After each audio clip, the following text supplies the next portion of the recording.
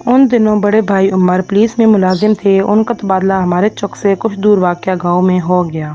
وہ بازار کا کھانا نہیں کھا سکتے تھے، لہٰذا ہم اپنا چوک چھوڑ کر وہاں آ بسے۔ وہاں ہمارے اور بھی رشتہ دار رہتے تھے جن میں سے میں کبھی نہیں ملی تھی۔ ایک دن ایک نوجوان امی سے ملنے آیا۔ اس کا نام اعجاز تھا۔ میں نے اسے پہلے کبھی نہیں دیکھا تھا۔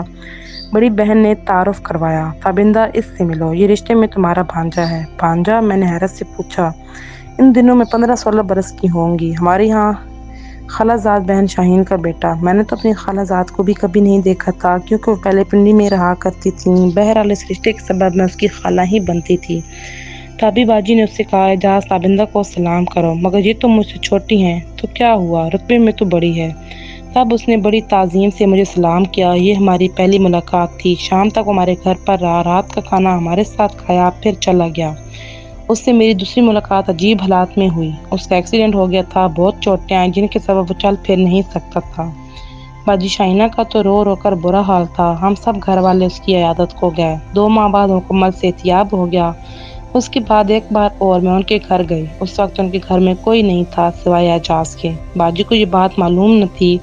انہوں نے مجھ سے کہا کہ میں بازار سے ہو کر آتی ہوں، تب تک تم شاہینہ کے گھر ان کی بیٹی سے گپ شپ کرو۔ اعجاز نے مجھے بتایا کہ سب لوگ شادی میں گئے ہوئے ہیں، تم اپنی باجی کا انتظار کر لو۔ اس کے بعد وہ اخبار پڑھنے میں محو ہو گیا۔ تھوڑی دیر گزری تھی کہ میرے بڑے بھائی عمر بھی وہاں آ گئے۔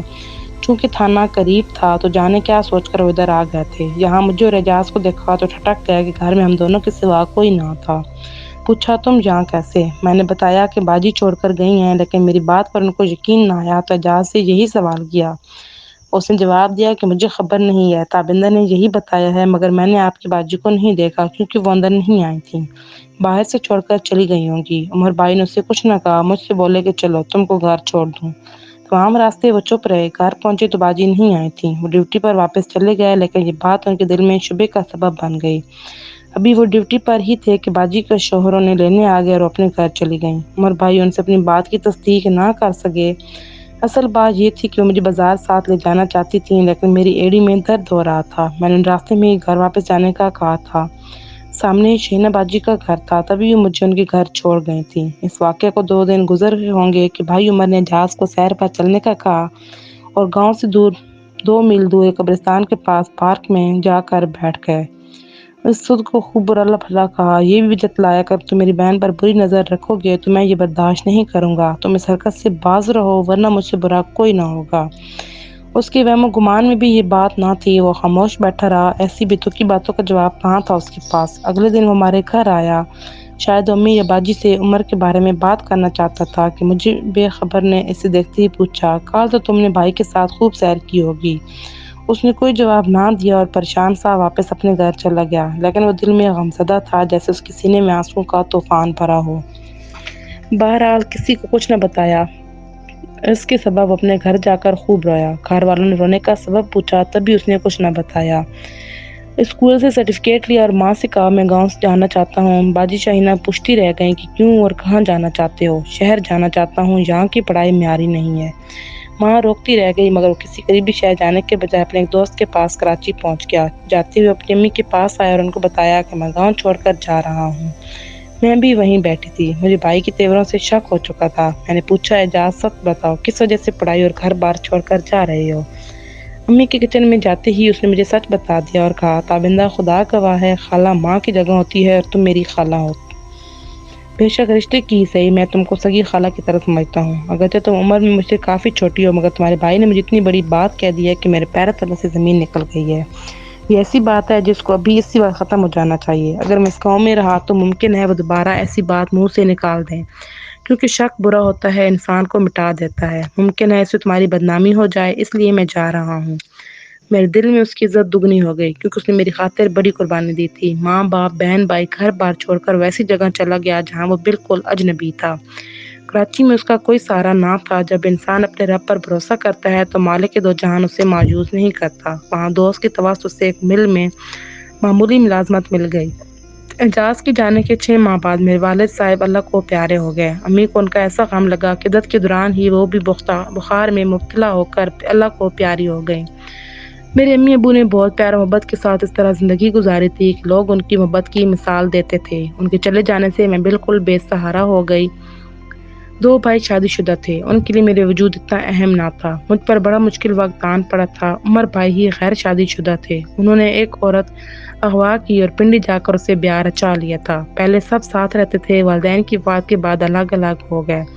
آپس میں چیزیں تقسیم ہونے لگیں۔ میرے حصے کا سامان عمر بھائی کے کمرے میں چلا گیا۔ میرے لیے جو زیور بنا تھا وہ بھی عمر بھائی نے لے لیا تھا اور میں منہ دیکھتی رہ گئی۔ انہی دنوں سنا کہ اعجاز واپس آ گیا ہے۔ وہ کراچی میں کچھ بیمار رہنے لگا تھا، اس لیے گھر آ گیا۔ میں سوچتا تھا کہ میری وجہ سے اس غریب کو نہ جانے کیا کیا تکلیفیں برداشت کرنا پڑی۔ اس کی بیماری کا سن کے سوچا کہ مجھے اس کی عادت کے لیے جانا چاہیے۔ اب تو وہ بات پرانی ہو گئی۔ بھائی بھی بیاہ رچا کر شانت ہو گئے تھے۔ بس یہی میری غلطی تھی جس نے میری زندگی تباہ کر دی۔ شاہینہ کے گھر میرا جانا کیا تھا کہ بھائی نے سب سے کہہ دیا کہ میری بہن اعجاز کے ساتھ برے تعلقات ہیں۔ بھابھی نے بھی سب میں مشہور کر دیا کہ تابندہ عشق میں آپے سے باہر ہو جاتی ہے۔ تبھی اعجاز کے آنے پر وہ اپنے قدم نہ روک سکی اور اس سے ملنے چلی گئی۔ عمر بھائی کی طرف سے اعجاز کو قتل کرنے کی دھمکیاں دی جانے لگیں۔ بات جب بڑھی تو اعجاز نے بیماری کے باوجود دوبارہ گھر سے جانے کی نیت کر لی۔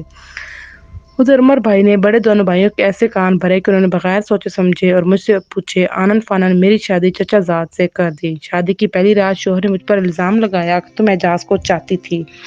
میں نے اس کے ساتھ تمہارے غلط تعلقات کی باتیں سن رکھی ہیں۔ اگر اس میں صداقت ہوئی تو میں اس کو قتل کرا دوں گا۔ اگر وہ کبھی بھولے سے بدر آیا تو میں اسے جان سے مار ڈالوں گا۔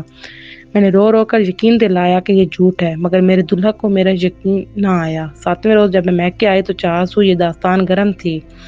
دلہا میاں نے نہ جانے کس کس سے فریاد کی تھی کہ ان کی دلہن کی شادی ان سے نہیں اعجاز سے ہونا چاہیے تھی۔ میں نے اس پر احتجاج کیا تو 7 روز کی دلہن کو میاں نے اتنا مارا کہ بدن پر نیل پڑ گئے اور میں بے ہوش ہو گئی۔ یہ خبر جب اعجاز کی امی کو ہوئی تو انہوں نے اعجاز سے کہا کہ تم کچھ دنوں کے لیے یہاں سے چلے جاؤ، کیونکہ کوئی جو آگ کو بھڑکا رہا ہے۔ ناحق بیچاری تابندہ پٹ رہی ہے، اس کی زندگی برباد کر کے رکھ دی ہے بدخواہوں نے۔ اس کا بھائی شکی مزاج اور اس سے بڑھ کر اس کی بیوی ہے جو خود اپنے ماں باپ کے گھر سے بھاگ کر آئی ہے۔ یہ لوگ اس کے حصے کی ہر شے پر قابض ہونا چاہتے ہیں تاکہ تابندہ کبھی بھی اپنے حق کے لیے آواز نہ اٹھا سکے۔ اعجاز اپنے ماموں کے گھر چلا گیا جہاں یہ باتیں پہلے ہی پہنچ چکی تھیں۔ اس کے ماموں نے اسے رکھنے سے انکار کر دیا۔ وہ بیچارہ گھر کا رہا نہ کاٹ کا۔ ایک روز میں بس اڈے پر اپنی بہن کے گھر جانے کے لیے سواری تلاش کر رہی تھی کہ اعجاز نے مجھے دیکھ لیا۔ وہ سامنے ہوٹل میں بیٹھا کھانا کھا رہا تھا۔ مجھے دیکھ کر باہر آیا اور پوچھنے لگا کہ آپ کو سواری چاہیے؟ یہیں رکیے، میں کوئی تانگا لاتا ہوں۔ اس پر میری آنکھوں سے آنسو نکل پڑے۔ وہ کہنے لگا خالہ کوئی بات نہیں، آپ کبھی میرے گھر نہ جانا، اس طرح آپ کی خوشیاں بچ سکتی ہیں کہ میں ملک ہی سے چلا جاؤں تو میں ہمیشہ کے لیے چلا جاؤں گا اور پھر کسی کو نظر نہ آؤں گا، لیکن بدنصیبی پیچھے پڑ جائے تو کسی کو نہیں بچا سکتا۔ جس لاری سے میں اسٹاپ پر پہنچی اس کا ڈرائیور اور کنڈکٹر دونوں ہی میرے میاں کے واقف اور ایک گاؤں کے رہنے والے تھے۔ انہوں نے گاؤں میں جا کر کہہ دیا کہ شجیع کی بیوی اعجاز سے ملنے بس اڈے گئی تھی۔ حالانکہ اعجاز تو اتفاقاً مل گیا تھا۔ اس بات پر جہاں میرے شوہر نے مجھے سودوکوب کیا وہاں عمر بھائی نے بھی جینا حرام کر ڈالا اور چند دوستوں کے ساتھ جا کر اعجاز سے ہاتھا پائی کی کہ وہ غریب مرتے مرتے بچا۔ ان حالات نے میرے دل میں اس قدر بغاوت کو جنم دیا کہ جی چاہتا تھا کہ اب میں کھلم کھلا اس سے ملوں اور وہ سب کر دکھاؤں جس کے بارے میں سوچنا بھی گناہ تھا۔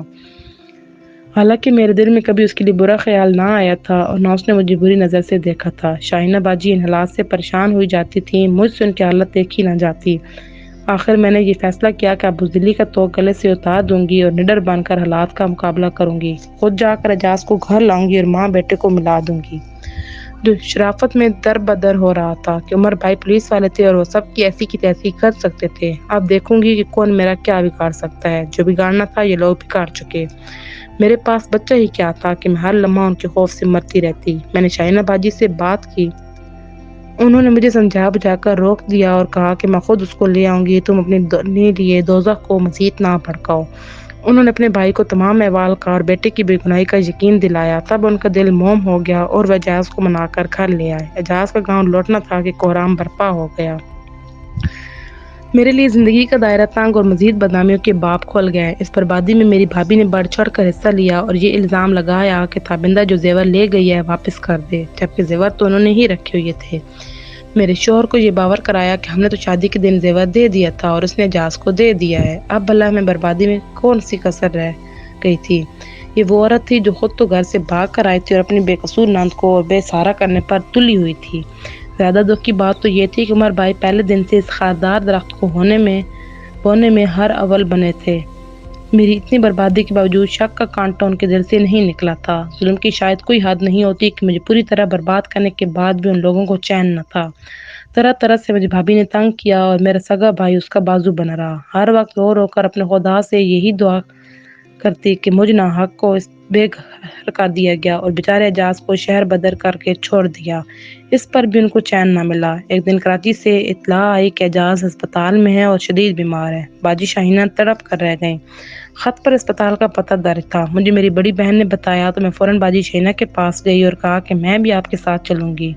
وہ بولی میاں نے الزام لگا کر نکالا ہے، بھائی بھابھی کے در پر پڑی ہو، اگر میرے ساتھ گئیں تو پکی طلاق مل جائے گی۔ میں نے بھی کہہ دیا ملتی ہے تو مل جائے، ویسے بھی کون سی آباد ہوں، ایسی زندگی سے تو موت بہتر ہے۔ اب مجھے پرواہ نہیں، جو کرنا ہے کر لیں۔ میں نے بھائی سے بھی نہ پوچھا اور باجی شاہینہ کے ساتھ کراچی چلی گئی۔ اعجاز کی حالت بہت خراب تھی، اس کے ساتھ کوئی اپنا نہ تھا۔ ایک دوست تھا، وہ ڈیوٹی پر جاتا، جب چھٹی ملتی آ کر دیکھ جاتا۔ ہمیں 2 ماہ کراچی رہنا پڑا۔ جب اعجاز بالکل ٹھیک ہو گیا تو ہم واپس آئے۔ پتہ چلا کہ میری طلاق کے نوٹس آئے رکھے ہیں۔ مجھے کوئی قلق نہ ہوا، بہت رو دھو لی، ہاتھ پاؤں جوڑے، منتیں سب کر لیا، مگر شوہر کے دل میں شک نے ایسا ڈیرا ڈالا کہ پھر نہ اٹھایا۔ بھائی نے گھر میں رکھنے سے انکار کر دیا، دوسرے بھائی نے بھی انکار کیا اور وہ ان کے ہم نوا ہو گئے۔ بہن نے اپنے گھروں کی تھی، اب کہاں جاتی؟ دل نے کہا اور کر بغاوت۔ اس معاشرے میں عورت کا یہی مقدر ہے، سسک کر جیے یا پھر بغاوت کرے تو اپنے ہی سڑک پر بٹھا دیتے ہیں۔ باجی شاہینہ واحد میرا سہارا تھی، وہ واحد ہستی تھی جس نے اس وقت میرا ساتھ دیا اور مجھے اپنے گھر میں رکھا۔ بولی ناحق تھا انہوں نے لگا ہی دیا ہے، میری مانو تو جس کے ساتھ بدنامی لگائی ہے اس کے ساتھ نکاح کر لو، میں تمہارے ساتھ ہوں۔ میں نے منع کر دیا کہ جب اعجاز نے مجھے سگی خالہ کہا ہے، میں نے دل سے اسے بھانجا ماننا ہے تو ہرگز اس مقدس رشتے کو ختم نہیں کر سکتی۔ اعجاز نے بھی انکار کر دیا۔ سوال یہ تھا کہ طلاق تو مجھے اس کی وجہ سے ہوئی تھی، اب کہاں جاتی؟ یہ کرانا مجھے سہارا دینا چاہتا تھا۔ سو شاہینہ باجی نے اور راہ نکالی اور کہا کہ میرا چھوٹا لڑکا تمہارا ہم عمر ہے، بہتر ہے کہ میں ارباز سے تمہارا نکاح کر دیتی ہوں، اس بات پر تم راضی ہو جاؤ، ورنہ تمہاری بے سارا زندگی برباد ہو جائے گی، کیسے گزر بسر کرو گی؟ انہوں نے ارباز سے بات کی، وہ مجھے اپنانے پر رضامند ہو گیا۔ میں نے بھی بہت سوچنے کے بعد صبر ڈال دی۔ قسمت میں باجی شاہینہ کی بہو بننا اور ارباز سے نکاح ہونا لکھا تھا، سو پورا ہو گیا۔ آج میں خوشحال جیون جی رہی ہوں۔ اعجاز اب بھی مجھے بھابھی کے بجائے خالہ ہی کہہ کر بلاتے ہیں اور میری عزت کرتے ہیں، میں بھی ان کی عزت کرتی ہوں۔ ہمارے درمیان احترام کا جو رشتہ پہلے دن سے تھا وہ آج بھی ہے اور یہ رشتہ ہم کو بہت مقدم ہے۔